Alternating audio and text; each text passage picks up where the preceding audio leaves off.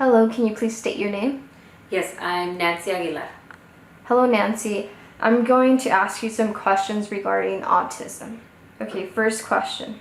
How many children do you have on the spectrum, and where on the spectrum are they? I have one child on the spectrum. My son AJ is considered to be on the moderate side, so he's not severe, but he does require interventions. What type of care does AJ need or require? AJ has transitioned from a lot of type of cares as he's grown, but when he was first diagnosed, he needed speech therapy, he needed behavioral therapy, and socialization skills as well.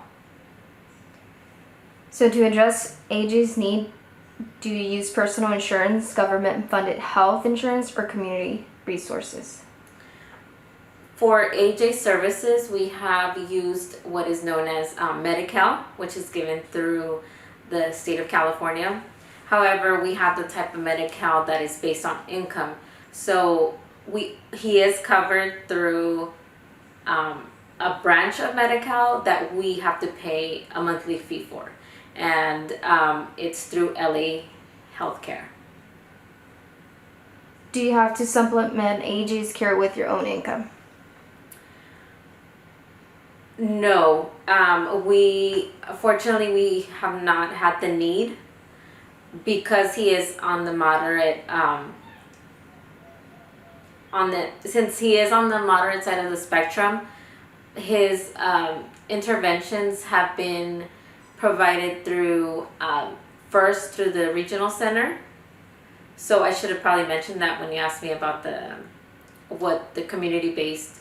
So through the regional center, which is also a resource given to you by the state of California, we belong to the South Central Regional Center, and when he was first diagnosed at 3, they were the ones that helped us get a speech pathologist for him.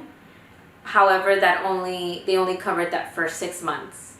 Then the school district took over, so now he's 7, and the first 2 years of elementary school he did have speech therapy, but that was covered through school services. His ABA therapy has been paid for and covered through Medi-Cal, and so we've been fortunate enough to not need to pay out of pocket. However, for other things like extra things that we think benefit his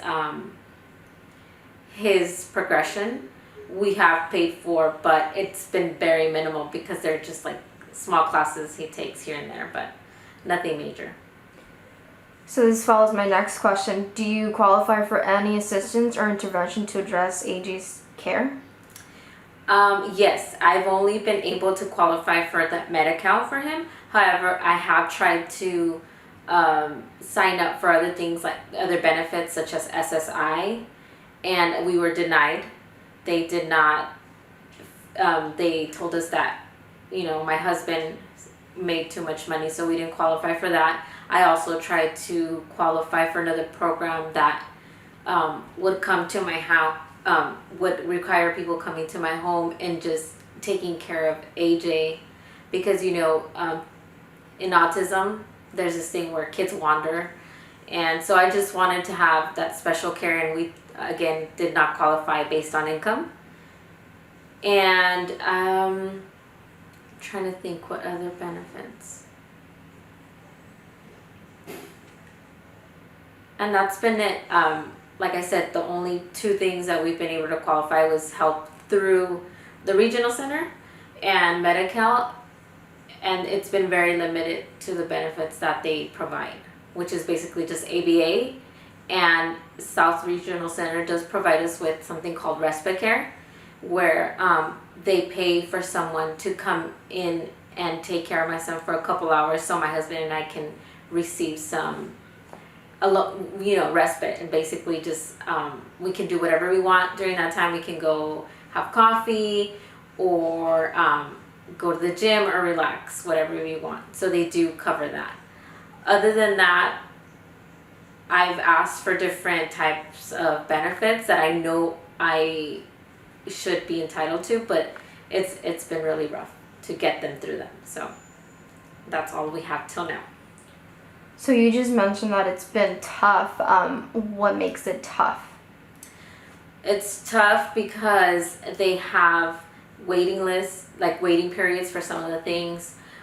One important thing that I did ask that I was told by the regional center that we were entitled to was, mental health therapy for my husband and I, because autism comes with its challenges, and as a family, as a marriage, it can take a toll. Day in and out taking care for a person with special needs, it does weigh heavily on your mental health. And so right away I did ask for help in that area to help me just go to therapy. And it's been not 7 years, but probably like 5 years where I'm still waiting for them to refer me to a specialist or a therapist. And basically I always get the same answer, that they're still working on that. Another thing that I've had to fight heavily for, I still have not received, is socialization skills classes, which would help my son navigate how to play with other children and how to just strengthen the social skills that he has challenges with. And so those are the two main things that I'm still waiting for. It's I don't know exactly why it is that it takes so long. I'm always told there's a waiting period, or it's just a supervisor has to approve it. And I've been through many case managers for my son, and it's always the same thing. I have to update the new case manager, and then they say they're going to help me, and they don't really. So it's been a little tough.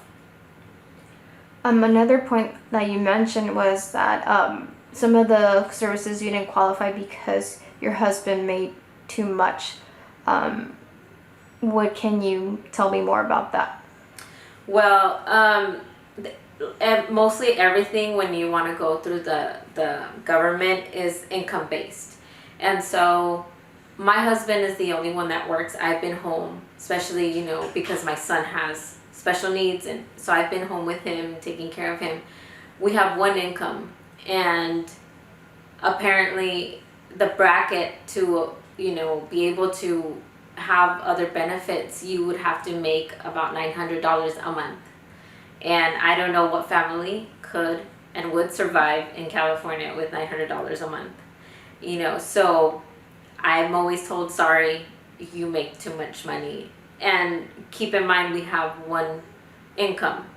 I feel comfortable enough to share. My husband does not make more than $75,000 a year. So just so you can get an idea, you would have to make a lot less for a family of 4 to be able to apply to these benefits. And I just feel it's very unfair, because that's impossible, especially during a pandemic, and the way the cost of living in California exceeds that. So I feel it's unfair, and it's very difficult, and it's challenging, because you want your child to have the best possible care.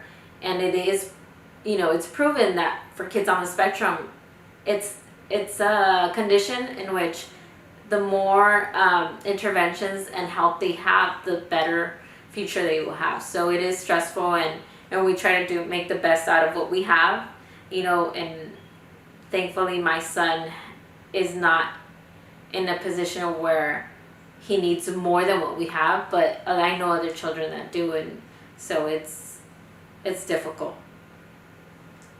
How's have AJ improved from the time he was diagnosed to now? I'm very proud of AJ.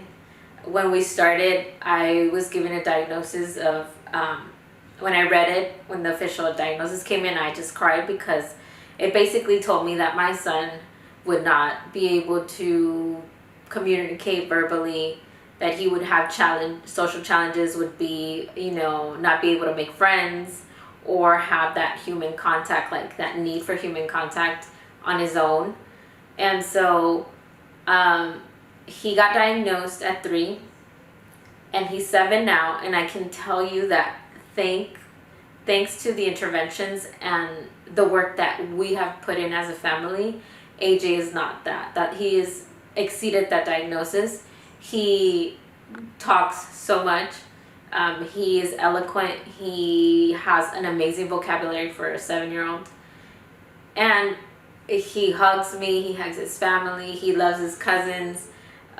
Socially, he does still have some challenges, but they're nowhere near where they were when he was 3. When he was 3, he couldn't be around kids without hitting, and that was a huge concern for us. But thanks to the interventions like ABA therapy and just him having contact with other kids his age, we've seen a complete 180. He can have conversations with kids his age. He can play. He doesn't hit. He doesn't resort to aggression anymore. He uses his words to communicate how he's feeling. But all of this would not have been possible without the interventions that he has received.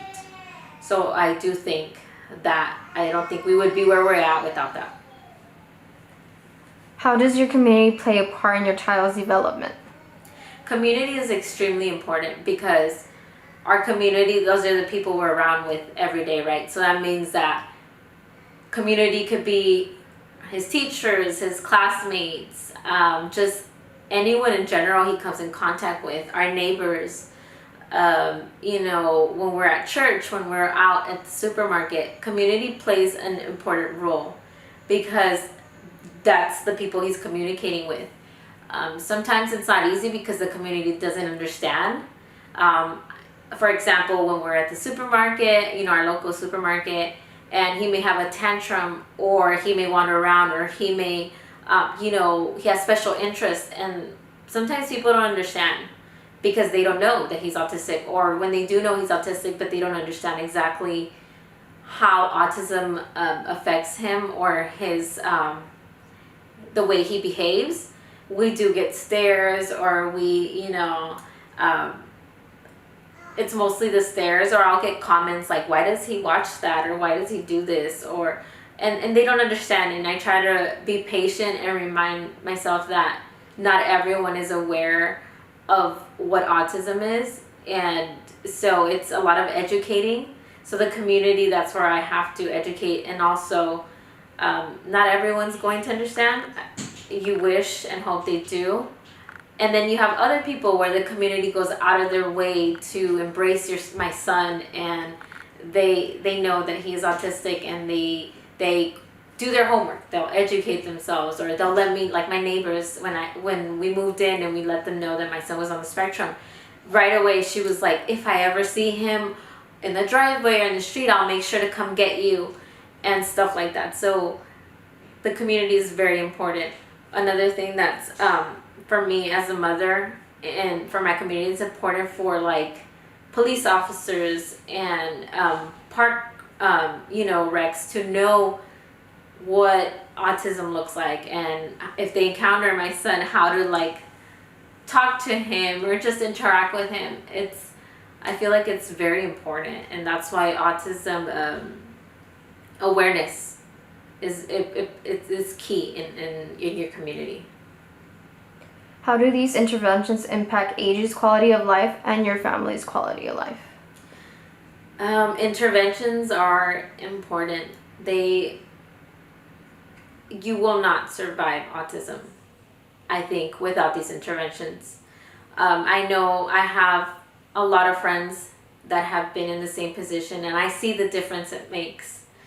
And so I always, when I encounter someone that comes and asks me about autism and how we've navigated our journey, I always emphasize interventions make all the difference. I thank every person that is taking the time to just help me with my son, all the ABA therapists he's had, all the speech pathologists that he's had, the teachers. I make sure to thank them all the time, because if it weren't for their help, we would not be here. I would be a mess. My family would be a mess. Autism affects the entire family. We have a daughter. She's, in her preteen years. And so even for her navigating how to deal with her brother, if it weren't for ABA specialists coming into my home and teaching us how to de-escalate a tantrum, or how to teach him to respect his sister, we would not be able to function as a family. And I cannot stress that enough, that even speech therapy, a lot of the aggression that was coming from my son was because he didn't know how to communicate verbally what he needed. So speech therapy made the huge difference. That's when we started to see that when he was able to say what he wanted, things changed. And then that accompanied with ABA therapy, he was able to use the tools that he's learned over the years to just calm down, or just examine and let us know what's going on, so that he can understand himself, what's going within himself, and okay, I need to communicate this, or I could do this better. So I would say that interventions are extremely important, and early intervention is extremely important for future success. So yes, I think it's the best. So we actually have AJ with us. So AJ, can you come up?